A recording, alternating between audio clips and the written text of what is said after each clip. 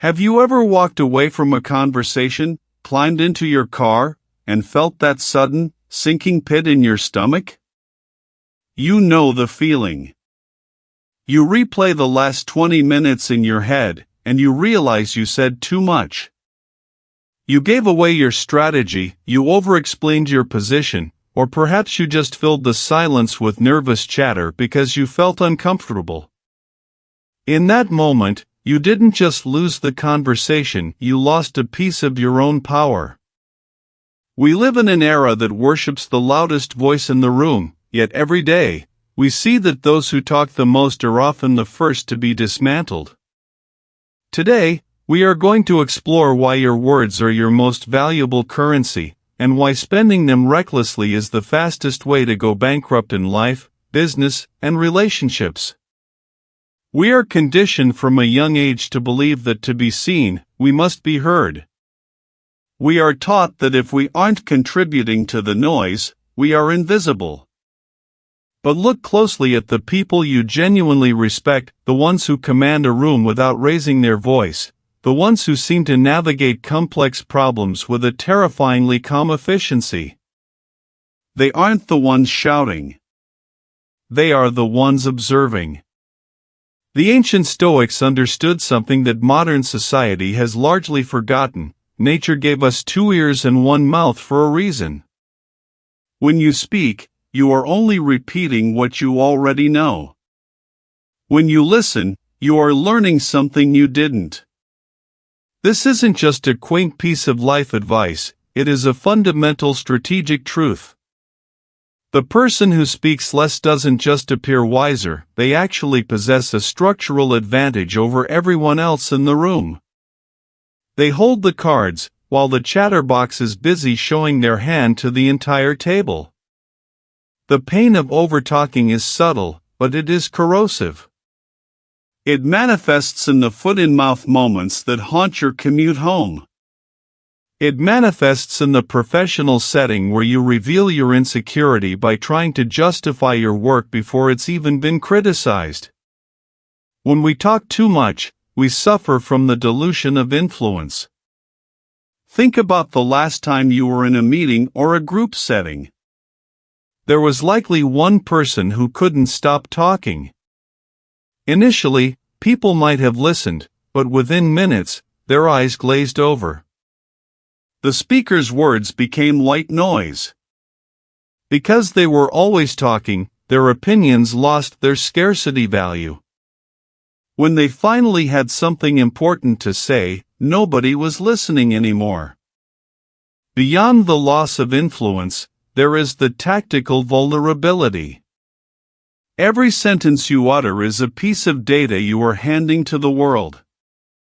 If you are in a negotiation, a difficult relationship, or a competitive workplace, your words are your defensive perimeter. When you speak excessively, you are essentially tearing down your own walls. You reveal your biases, your fears, your gaps in knowledge, and your emotional triggers. You are essentially giving your opponents a map of your psyche. Most people don't defeat themselves through their actions, they defeat themselves through their own mouths. If talking too much is so clearly disadvantageous, why do we do it? The answer lies in our biology and our deep-seated need for social validation. Psychologically, silence is often perceived as a vacuum that needs to be filled. When we feel a pause in conversation, we experience a spike in anxiety. We interpret that silence as a judgment, as if the other person is thinking less of us because we aren't performing. So, we fill the void with chatter. We talk to soothe our own discomfort, not to provide value to the listener. This is what psychologists call the empty vessel effect. We use words to project confidence because we are terrified that if we stop talking, our internal insecurity will be exposed. It is a defense mechanism. We think that by appearing knowledgeable and verbose, we are signaling competence. In reality, we are signaling the exact opposite. We are signaling that we lack the self-regulation to sit with our own thoughts.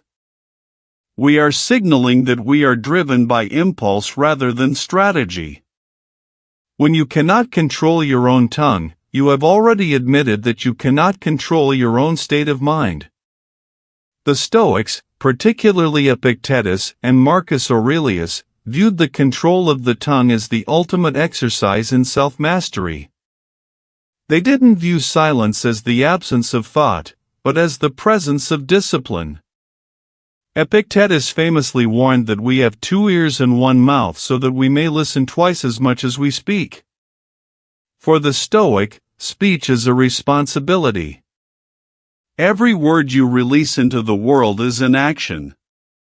If you wouldn't act impulsively, why would you speak impulsively? The Stoic approach to communication is rooted in the idea of the pause. Before a thought leaves your lips, it must pass through 3 gates. Is it true? Is it necessary? Is it kind? If it fails any of those, the Stoic keeps it to themselves. This isn't about being cold or distant, it's about being deliberate.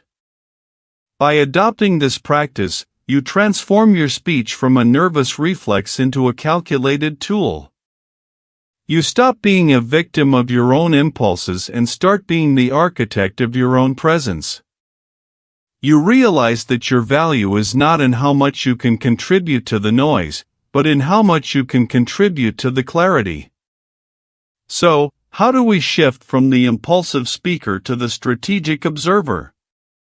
It starts with a series of small, intentional adjustments to your daily life. First, practice the 3-second rule. In any conversation, when the other person stops speaking, force yourself to count to 3 in your head before you respond.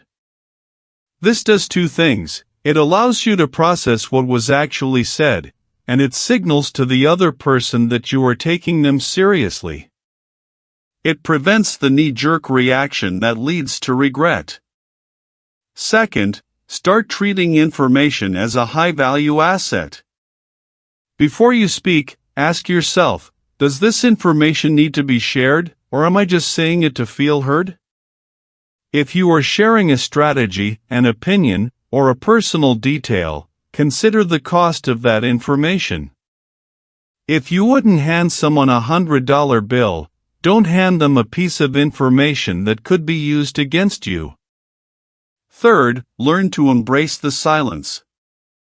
The next time you are in a meeting or a conversation and there is a lull, don't rush to fill it. Sit with it. Observe the other person. You will be shocked at how often, when left with a moment of silence, the other person will continue talking, often revealing exactly what you needed to know to make your next move. Silence is a mirror. If you stop talking, you force others to look at themselves.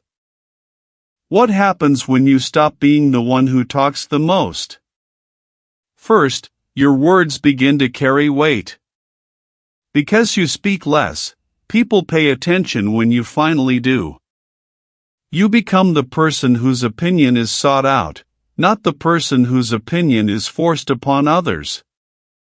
You stop being the background noise and start being the signal. Second, your stress levels drop.